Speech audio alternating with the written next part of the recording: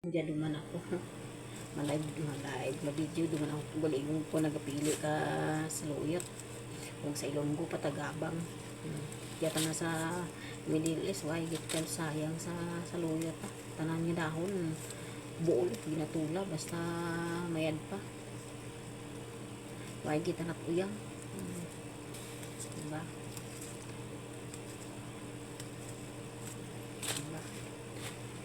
Kanaton ubos lang kinatula kung baga ubos yung sa Tagalog pa talbos lang dito lahat na sa mga ayos-ayos pa yung dahon pwede lahat pwede pa yung igulay talagang walang sayang o diba nag-try ako nito luto sa Pilipinas ay ba hindi kanda ko yun mars nakmaan paborito diyak mga bata ng saluyot na puro-puro nga pagdaha ginagurob.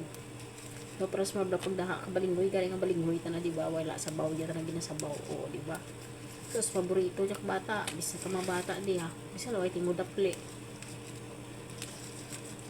bisa laway timo ti basan laway pat dapli nga mga manok basta may ambula ka daya nga sos ay nako disturbo man ang bakala wait lang ba ang mo dya piliang ko dya higuasan ko sa mga i-blender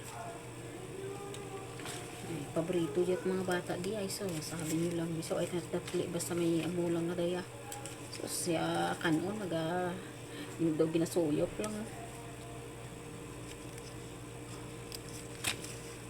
diyan ko lang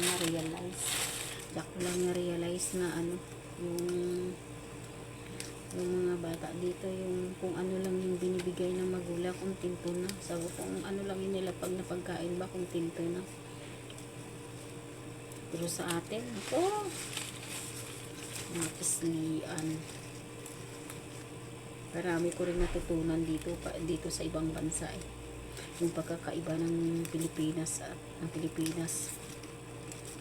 at yung mga mindset ka mga Pilipino.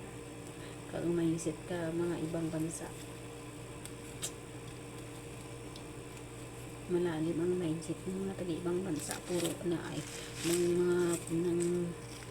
ng mga kalahi natin mga Pinoy mga negatibo sige, iyan muna kayo pilian ko muna to, bye bye.